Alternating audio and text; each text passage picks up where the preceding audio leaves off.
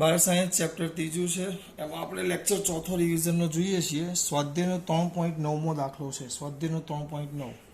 હવે આમાં તમને શું શોધવાનું કીધું છે? દરેક શાખામાંથી વહેતો પ્રવાહ શોધવાનું કીધું છે. દરેક શાખામાંથી વહેતો પ્રવાહ. તો મેન બેટરીમાંથી પ્રવાહ કાઢીશું તો અહીંયા પ્રવાહ આપણો પહેલાં આય આવે. તો આ પ્રવાહ આય એવું એના બે ભાગ પડે. એક આમ જાય અને એક આમ જાય. તો આ તમારો પ્રવાહ I1 લઈ લ્યો તો આ થઈ જશે આપણો I-I1. આગળ જઈએ, પાછા આગળ જઈએ. અહીંયા ધ્યાન આપજો. તો અહીંયા એના બે ભાગ પડે. આ આવે I2 અને આ આવશે I1 I2. I1 I2 આ આવશે. પછી આ I-I1 અહીંયા અને આ પાછો I2. એટલે આ બે ભેગા થાય તો અહીંયા આપણને મળે I-I1 બે ભેગા થાય છે પ્લસ I2. અને આ બે અહીંયા જ્યારે છેલ્લે ભેગા થાય કરો I-I1 પ્લસ I2 તો પ્લસ માઇનસ ચાલ્યા ગયા ત્યાં છેલ્લે આપણને I મળી જાય પાછો. I મળી જાય. ધ્યાન રાખજો. છેલ્લે આપણને પાછો I મળી જાય. કિર્ચોફનો નિયમ વાપરવાનો છે. કમ્પલસરી યાદ રાખવાનું, કારણ કે આમાં આપણી પાસે 3 અજ્ઞાત પદ છે બેટા. હવે જો મારી પાસે 3 અજ્ઞાત પદ હોય, કારણ કે મારી પાસે I પણ નથી, I1 પણ નથી, ટૂંકમાં I હવે 3 અજ્ઞાત પદ. મારી પાસે 3 અજ્ઞાત પદ હોય તો મારે 3 સમીકરણ બનાવવા પડે. તો પહેલી આ લૂપ લઈ લઈએ. એટલે પહેલાં કઈ લૂપ લેવશું ધ્યાન આપજો. એક જ મિનિટ પાછું. હવે જો પહેલું લઈ લો. પહેલું મારા દીકરાઓ. તો પહેલામાં શું આવશે? અહીંયા મારા દીકરા જોઈએ તો પહેલાં અહીંયાથી ચાલુ કરીએ આપણે. તો પહેલી લૂપ આવશે A-B-D-A. ચલો એક જણ ચાલુ કરીએ. પ્રવાહ મુસાફરી એક જ દિશામાં. બોલતા જજો ને આમાં ધ્યાન રાખજો. આમાં મારાથી ભૂલ થાય છે, ઉતાવળમાં ન થાવ. પ્રવાહ મુસાફરી એક જ દિશામાં. તો પહેલા ભુજામાં જશો એટલે શું આવશે? -10I1. ચાલ્યા. પ્રવાહ મુસાફરી એક જ દિશામાં. -5I2. ચાલ્યા. સામે આવ્યો. હું આમ જાઉં છું, પ્રવાહ સામે આવ્યો પણ 5 છે. +5 I-I1 બરાબર 0 આવ્યો. કાઉન્સ થોડો ચલો ફટાફટ. તો -10I1 -5I2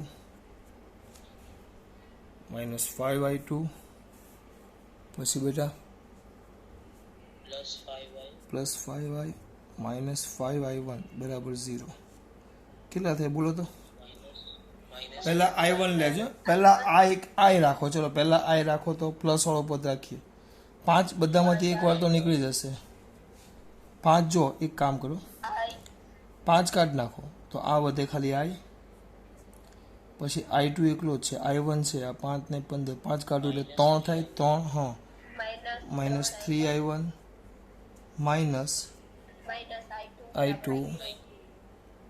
-I2 બરાબર 0. આ તમારું સમીકરણ નંબર 1. કોઈ શંકા કુશંકા નથી. પછી બીજી લૂપ વાપરી દઉં આ બાજુવાળી.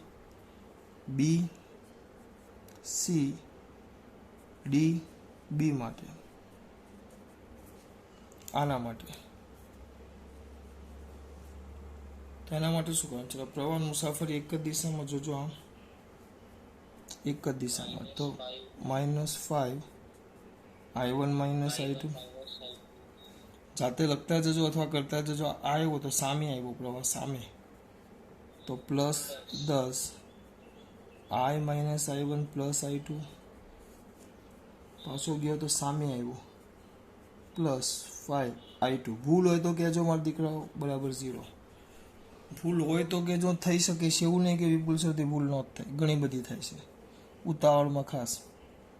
ચલો બોલો. માઇનસ પહેલાં 5 કાઢી નાખવા છે, થોડુંક સસ્તું થઈ જાય.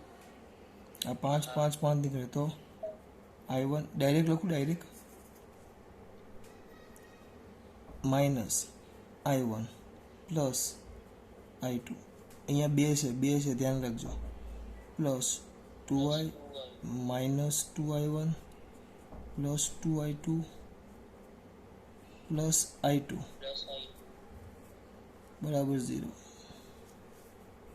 બરાબર 0. આગળ ચલો લખો, પહેલા i વાળા ભેગા કરો, i 2i minus 3i1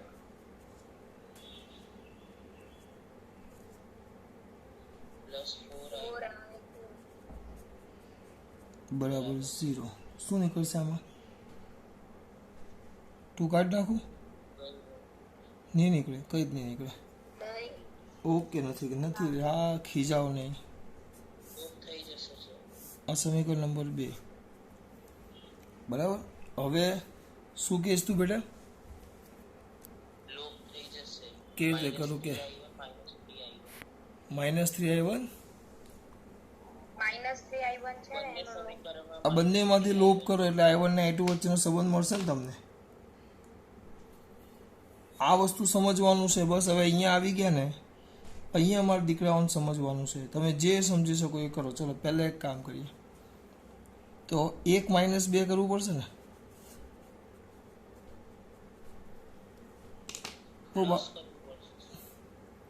plus ક્યાં? આ પ્લસ ક્યાંથી? માઇનસ કરવાનું, ઉપરનું માઇનસ છે.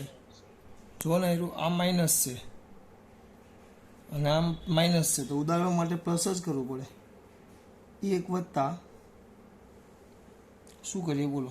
1 - 2 કરો તો પહેલાં શું થાય બોલો? એક કામ કરીએ, 3 સમીકરણ પહેલાં લખી નાખીએ બેટા, કારણ કે પછી શું થાય, 3 અજ્ઞાત પદ છે ને એટલે પાછું એકના એક પદ જેવું આવશે. એટલે ત્રીજા માટે પણ આપણે વાપરી જ દઈએ. મોટી લૂપ લઈ લ્યો, A B C E અને F માટે ક્રિચોફનો બીજો નિયમ. એના માટે તમારો ક્રિચોફનો બીજો નિયમ છે. ચાલુ કરો, શું થાય કેવું? અહીંયા લખો તમે, ચાલુ કરો અહીંયાથી ફટાફટ. પ્રવાહ મુસાફર બોલતો જા. પછી -5i1 - i2 પછી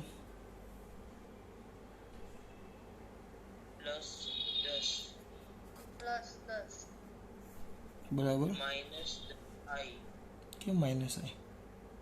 હા, આ છે કેમ?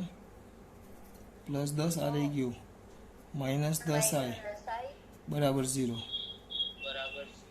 તો -10i1 પછી 10 10 10 5 બાર કાઢ્યા હોત તો બેટા, ચાલો વાંધો નહીં, છેલ્લે કાઢી નાખશું.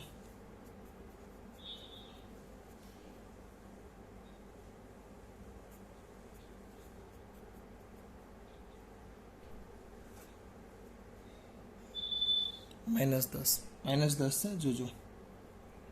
i1 15 થયા.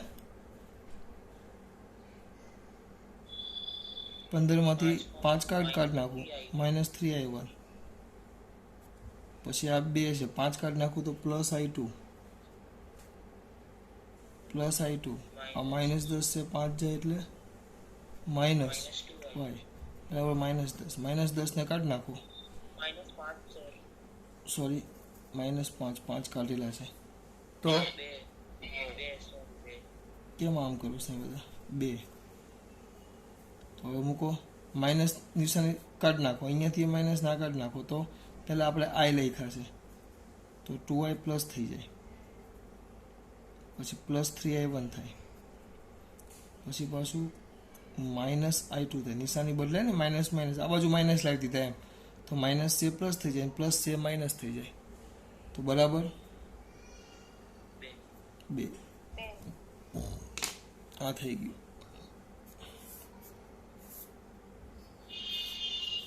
આ 3 ઇક્વેશન છે. આના 3 ઇક્વેશનનું સમીકરણ કરી આપણે પેલું મેળવવાનું છે, જે મેળવવું હોય એ.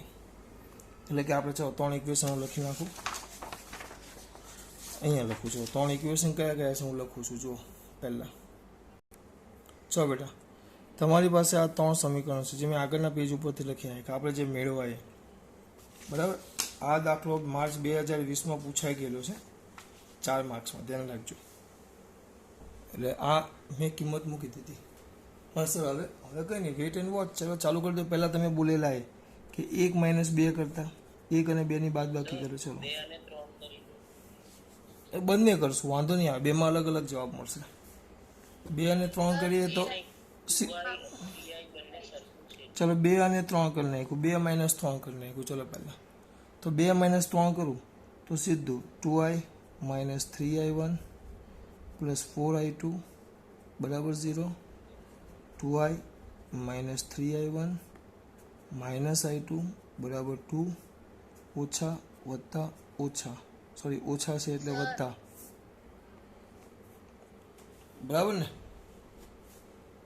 સર કોઈ બોલે છે, આ બે ઉડી ગયા.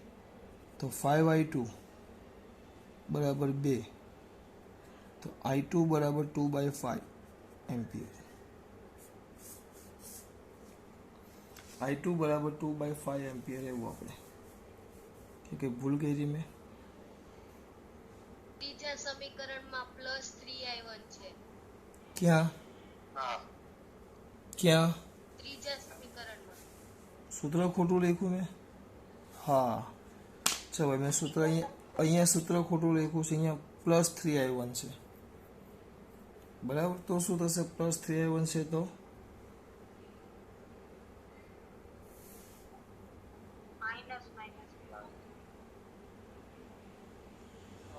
-6i.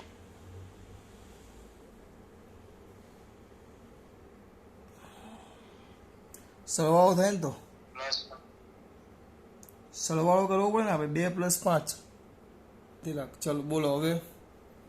તો અહીંયા હું -6i1 લખી નાખો. ક્યાં નીચે i2 ની બાજુ. હવે પહેલાં જો અહીંયાથી નાખો, અહીંયા આવશે એમ ને? પણ એ તો લાંબુ થાય ને યાર, પાછું લાંબુ થાય. કયો વાંધો? કેટલું આવ્યું બોલ? 6 i1 6i1 પછી પ્લસ લખો. આ માઈનસ આગળ લખો ને અહીંયા બાજુમાં પ્લસ લખો. જો પહેલું સમીકરણ આવી ગયું. ઓકે, એટલે એક સમીકરણ આવ્યું. -2 હવે આ બેને કરી નાખો, આ બેને બાદ કરો. એટલે 1 ને 2 વડે ગુણવાના અને પછી એને 2 માંથી બાદ કરતા. 1 ને 2 વડે ગુણો અને એને 2 માંથી બાદ કરતા. ચલો આને 2 વડે ગુણો. જોજો ઉતાવળમાં લોચા મારે પ્લસ માઇનસમાં થાય છે. 2i માઇનસ 2 વડે ગુણો 6i1 પછી માઇનસ 2 વડે ગુણો 2i2 જોતા જજો બરાબર 0. પછી બીજું સમીકરણ આવ્યું 2i - 3i1 પ્લસ 4i2 બરાબર 0. બાદ કરવાનું, બાદ માઇનસ પ્લસ માઇનસ. તો આ બે ઉડી ગયા. તો 6 માંથી 3 જાય તો 3 થશે ને. 3 મોટી સંખ્યાની નિશાની 3i1 પછી માઇનસ માઇનસ ઓછા વત્તા 6i2 બરાબર 0. બરાબર.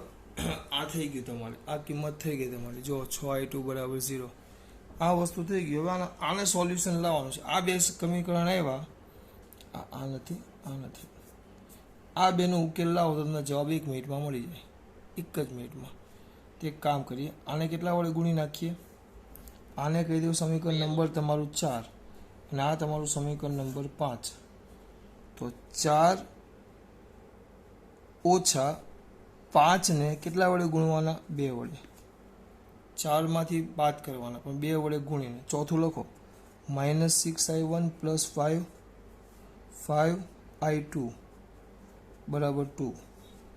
અને આમાં કેટલા? 6i1 -6i1 2 વડે ગુણો પહેલાં, પછી કરીએ -12i2 બરાબર 0 થશે ને? 0. પણ વત્તા ઓછા વત્તા થઈ જાય એટલે આ બે ઉડી ગયા. તો આ થશે 17i2 બરાબર 2. એટલે i2 બરાબર એવા 2/17 એમ્પિયર. હવે 2/17 એમ્પિયર અહીંયા કશે કિંમત મૂકો આપણે. 2/17 એમ્પિયરની કિંમત મૂકો. આ ગમે તે એકમાં મૂકી શકો તમે. આમાં મૂકીએ આપણે. ચલો સમીકરણ 5માં કિંમત મૂકો. સમીકરણ 5માં કિંમત મૂકો. તો સમીકરણ 5માં કિંમત મૂકો તો શું થશે? બેટા -3i1 ગુણ્યા 6 ગુણ્યા 2/17 બરાબર 0. તો 3i1 માઇનસ બરાબર 2 6 દુ 12 12/17. તે ભૂલ નથી કરતો ને, 12/17 ને આ 3 વધ્યા 3, તો 12/17 4 તેલી 12, તો i1 બરાબર -4/17 એમ્પિયર. પ્લસ માઇનસ એટલે નિશાનીમાં ફરક બતાવે. પ્લસ માઇનસ એટલે નિશાનીમાં ફરક બતાવે. બરાબર, એ બીજું કંઈ આવે નહીં એમાં. ચલો આગળ. પછી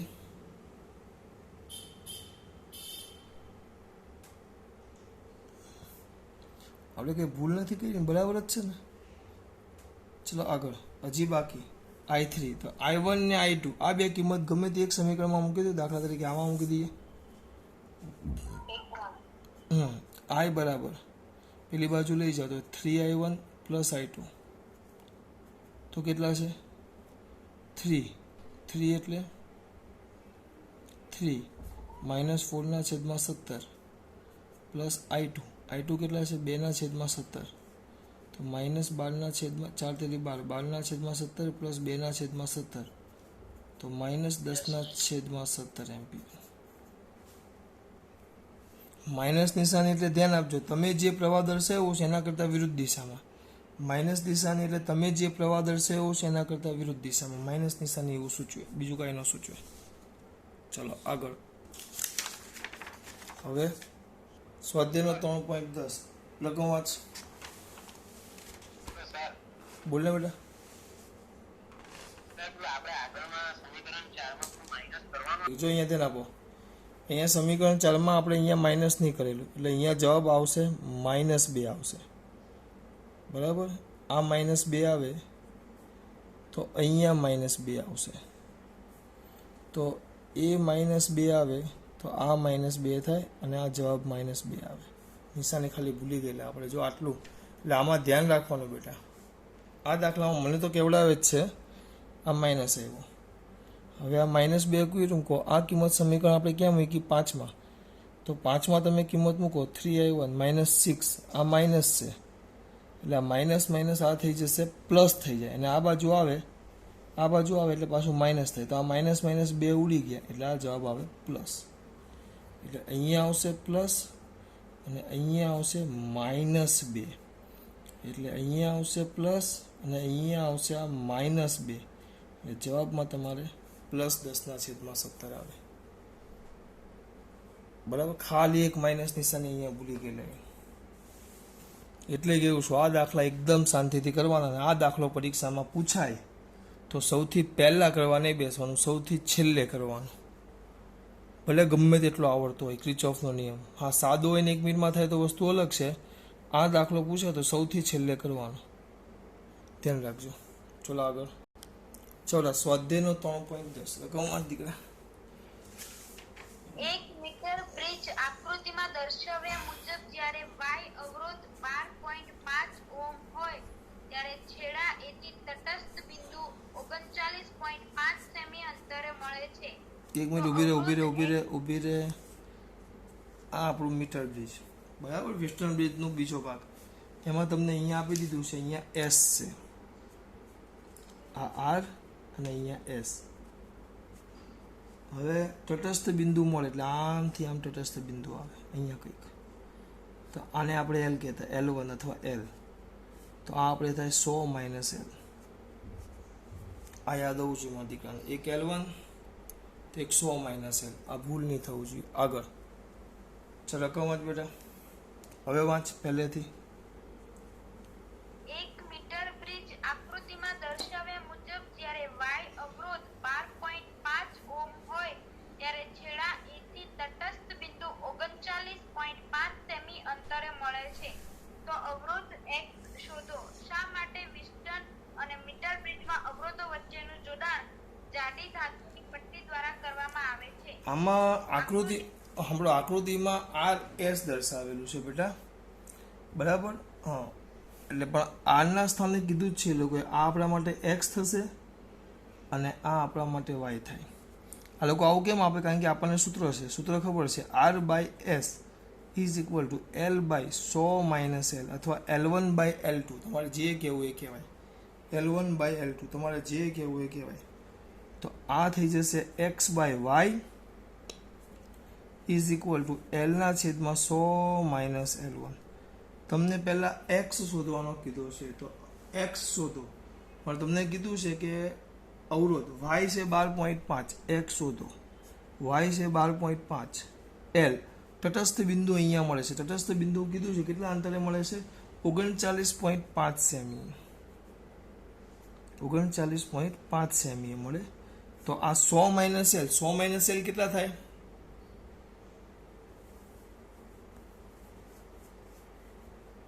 આટલી બધી વાર 100 - L કેટલા થાય? 60.5. હા, હું કેમ શાંતિથી બસ 60.5 બસ. તો આના પરથી તમને એક્સ કંઈક મળી જશે, એક્સ મળી જશે, બરાબર. આ તમારું એ સેક્શન પૂરું. હવે બી કીધું છે. બીમાં શું કીધું છે બેટા? બોલતો. એમાં 3 ભાગ છે. બી બોલતો બેટા ફટાફટ. હવે જો x અને y ના સ્થાનો અદલ-બદલ કરવામાં આવે તો ઉપરના બ્રિજમાં તટસ્થ બિંદુનું સ્થાન શોધો. હા, એક્સ અને વાયના સ્થાનો અદલ બદલ કરીએ. એટલે હું વધારે નથી દોરતો, હું ખાલી થોડોક ભાગ જ દોરું છું, કામનો જ આપણા માટે.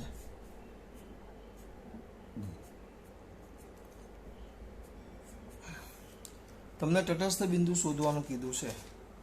હવે અહીંયા મૂકી દીધો છે વાય અને અહીંયા મૂકી દીધો છે એક્સ, એક્સ અને વાય ધ્યાન રાખજો વચ્ચે. તો આપણું સૂત્ર ખાલી ફરક શું પડે? Y/X is equal two L/, અથવા L' 100 - L'. અલગ કિસ્સા માટે L' શબ્દ વાપરો. આ વાય આપેલા છે 12.5, બરાબર. વાય તમારા છે 12.5 અને એક્સની કિંમત કેટલી મળે છે દીકરા? એક્સની કિંમત કેટલી મળે? 8.16.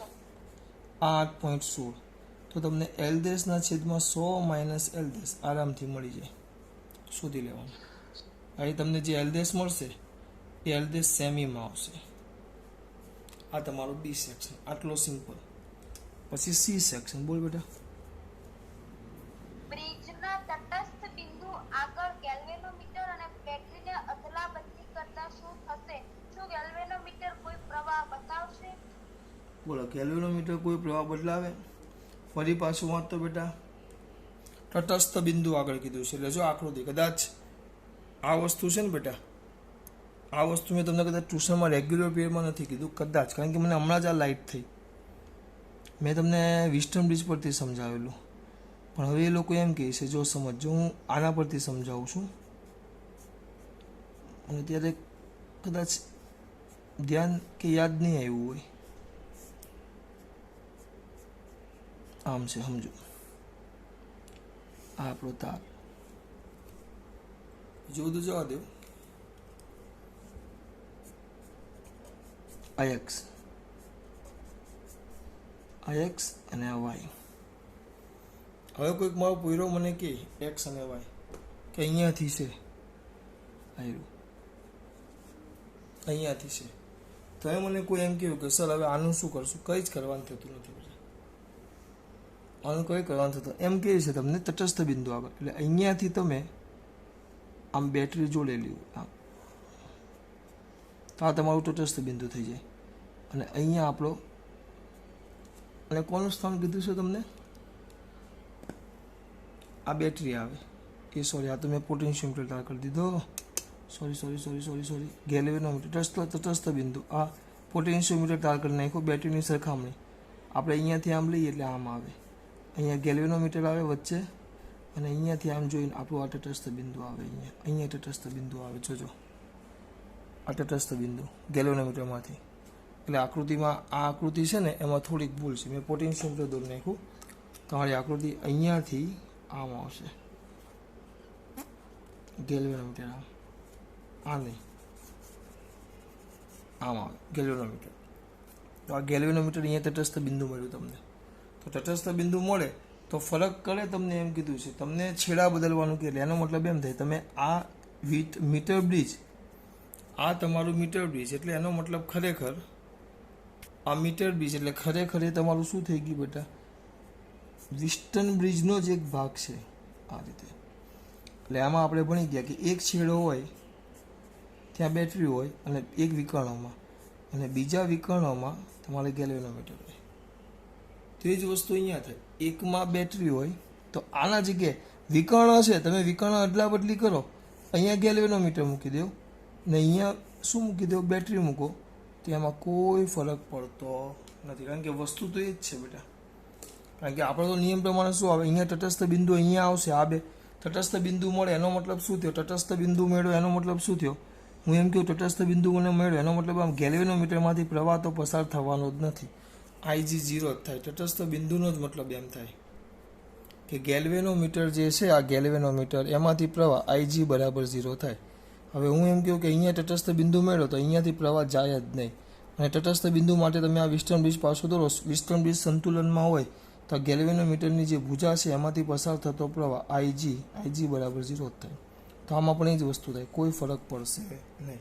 તટસ્થ બિંદુ મળે એટલે ફરક ન પડે, ધ્યાન રાખજો ખાસ, એ કીધું છે.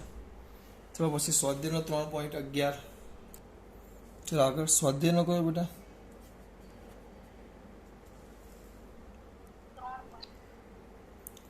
ચલો 1 મિનિટ. સ્વાધ્યાયનો 3.11 બોલ બેટા.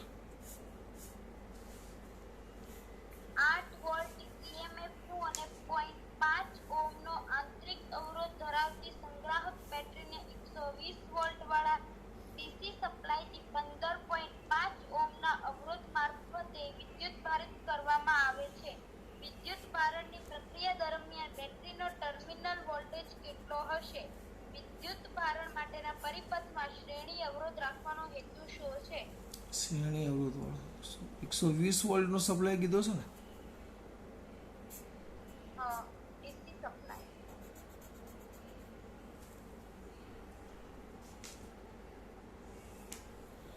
આમ છે.